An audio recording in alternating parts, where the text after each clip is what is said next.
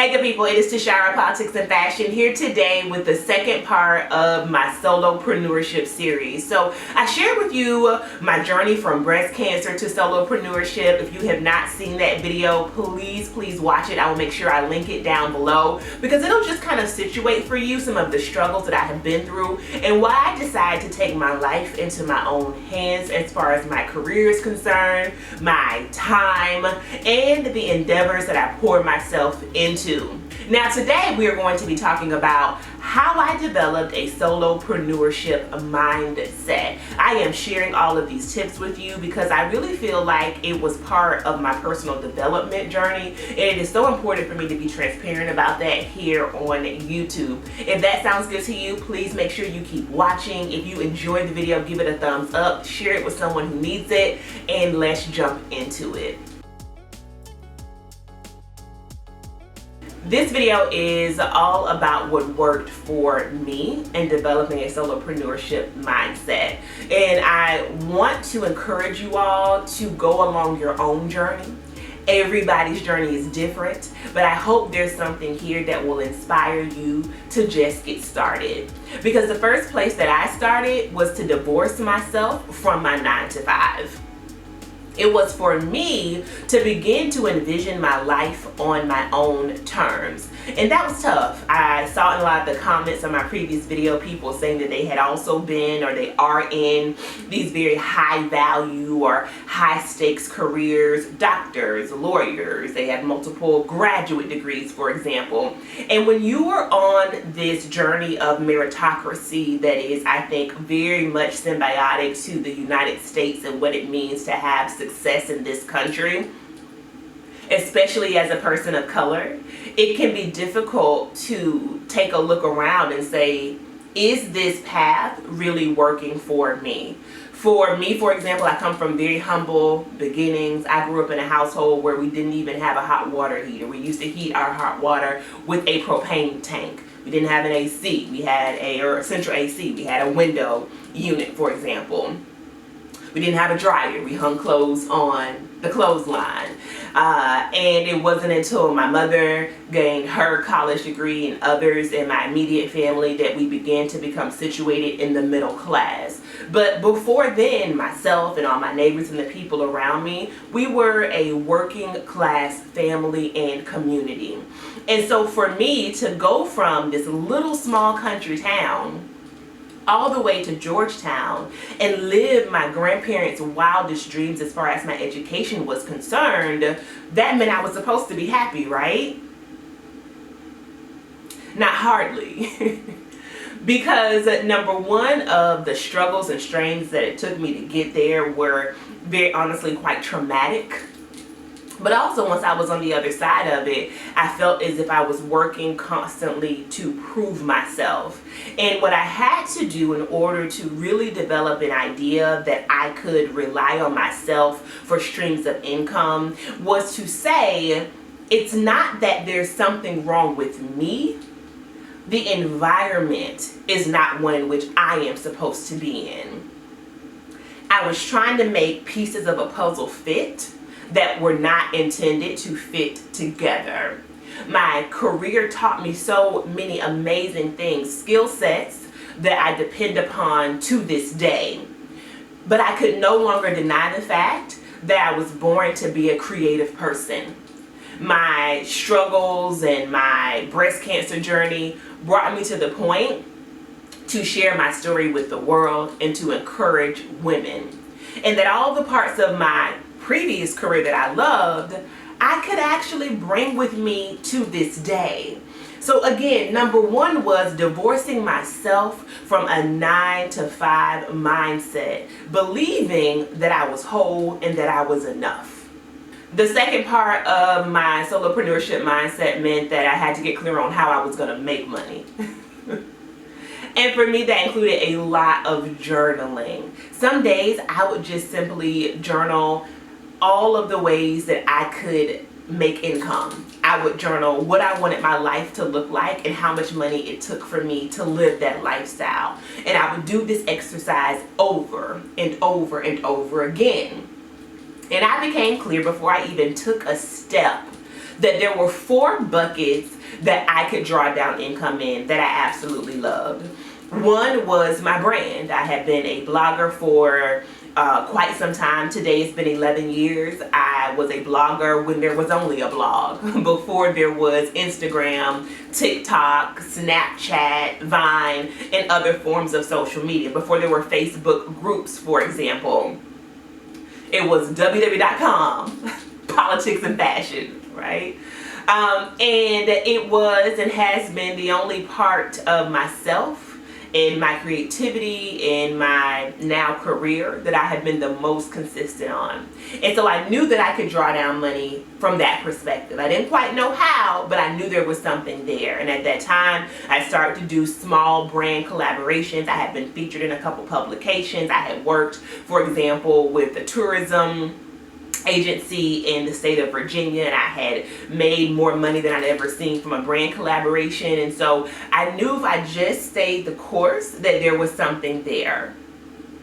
Number 2, everything that I had been studying and learning about building a brand and social media management, and that I had actually put into effect myself, I knew that I could work with other people and companies and organizations to do the same. And so I began to think about what would it mean for me to create a social media and communications management firm. Honestly, that was something that I was really interested in. Helping nonprofits specifically build a digital footprint was really important to me. Number 3, I knew that I could also do workshops. I could host workshops and sister circles, and I could find a way to bring people into community. I had started these bullet journal workshops that I really enjoyed, for example, and I had begun to earn some additional income from them. And I thought to myself, okay, if I could just do more of these, that's also an important bucket of income. And then number 4 was consulting. As a trained attorney and someone who had worked for years in public policy and also in the field of anti-racism, I knew that organizations needed coaching. And in fact, I had already been called upon to speak at a panel at a university, and I had gotten paid for it. And it blew my mind. I mean, at first I was scared. I was like, oh my God, is my job going to find out about this? Should I be giving this money to them? Is it my money? And I actually had a colleague who said, girl, that's yours. They came to you. They didn't come to the organization. And so there was a budding consultancy that was there as well. And so if I was already bringing in money, the idea for me was, how do I expand these buckets of income?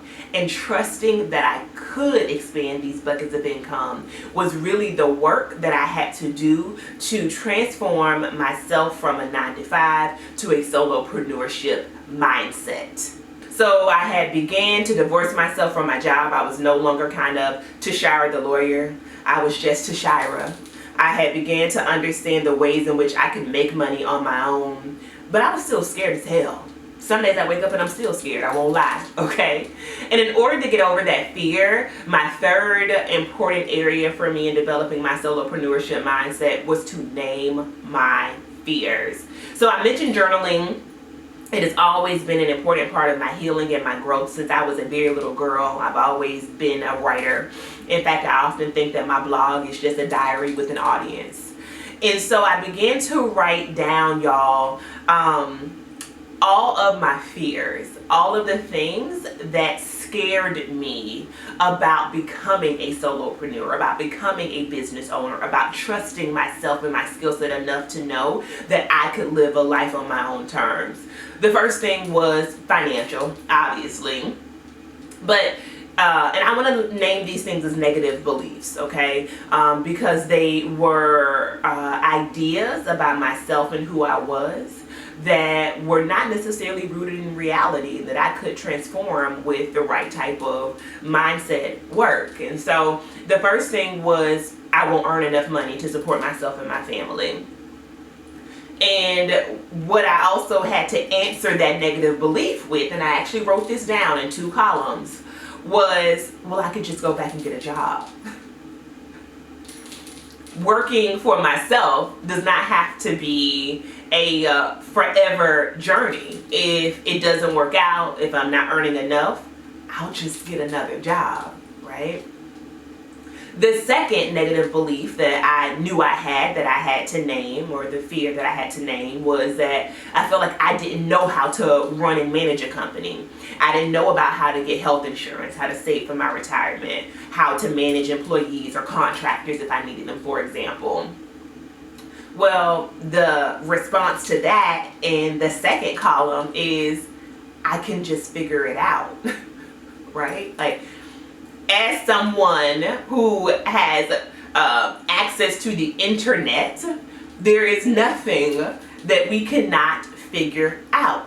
And so I began to work on those things that scared me. How do I get health insurance? How do I save for retirement as a solopreneur? In fact, I sat down with an accountant. What do I do with the additional income that I already have coming in? How do I grow those buckets of income? Where should I be putting this money?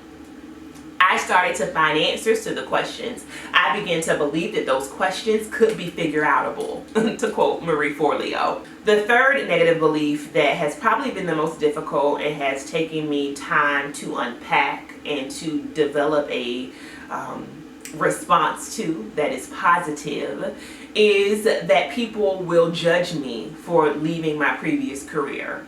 People will think that I'm crazy, people will shun me, people will laugh at me. And there are two parts that I had to unpack there. One, to separate myself from other people's ideas about who I am, because we all know that other people's opinions of us do not and should not matter, okay? In order for me to be healthy and whole and live a life on my own terms, that involves me. And it only involves me. It involves my partner, of course, because we are on this journey of life together. But from the first step of ideation to where I am today, that was solo work. My success is because of how I see myself, not how other people see me. The other part of that I had to get really, really clear on is that people can only see you from the lens that they see themselves. So when I actually had people concerned about me and sitting down with me and questioning me on my decision, what I realized is it wasn't me that they were questioning, it was themselves, because they could not dream in a way that I had began to dream. And that wasn't my fault.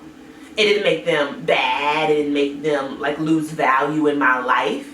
It just meant that we were not on the same page in the same book. And if I was reading this book, and if I was going to stand strong and proud and who I was meant to be, and the narrative and the belief system that I believe God had placed on my heart, I had to continue to do my own work. And I could respect them and love them, but I could also leave their opinions of me where they were. And I am so happy that I trusted myself enough to really break through of that negative belief.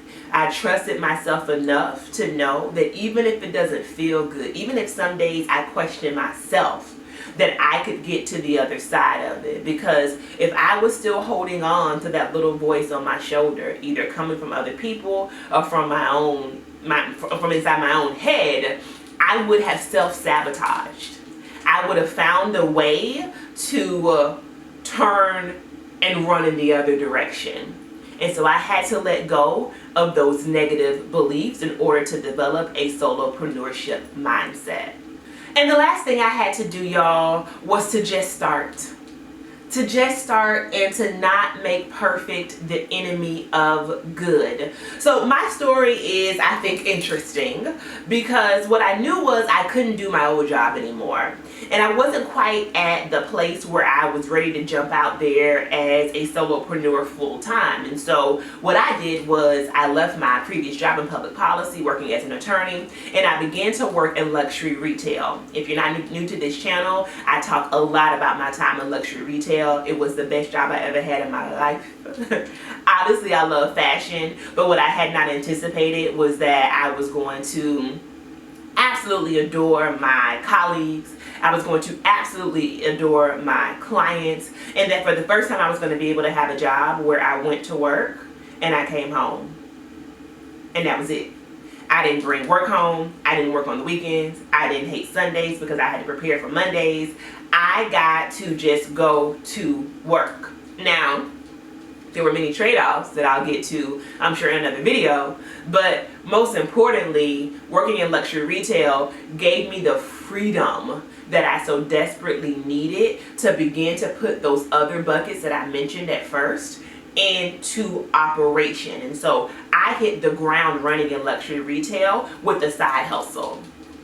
And a side hustle that I would not have been able to grow as rapidly as I did if I was in my previous job. Because I got to come home and work on the content. I got to come home and work on my social media management for a nonprofit. I got to come home and also start to build my consultancy. To the point where after my first year in luxury retail, I had earned an additional $36,000 in side hustle income. I just started. And some days I was tired as hell. And some days I missed meetings because I was really busy at work and I couldn't get free. Some days my content wasn't as great as it could have been, even if I had the most, planned out month. I just started. I started on the path towards my dream. And I didn't even know then what I know now, right? I went into luxury retail just saying, I need a break. And I am not going to be that person that I was ever again. On the other side of breast cancer, in the midst of grieving, I am going to do something different. Now, I knew it wasn't going to last forever, but I didn't know that I was going to be where I am sitting today as a full-time solopreneur. I just started. And so maybe for you, it's simply starting your side hustle. Maybe it's just getting your website created. Maybe it's just doing a bunch of informational interviews with business owners that you respect and you adore. Just start. Again, we cannot make perfect the enemy of good if we are going to be successful at whatever our businesses are. So I'll stop there, y'all. I hope today's video has been helpful to you. Let me know down below if this series is something that you want me to get deeper in. The third video I am planning is going to be all around how I took those buckets of income and I changed them from my side hustle to my main hustle. I hope you all are having an amazing day. Make sure you are following me over on Instagram and I will see you across the internets. Peace.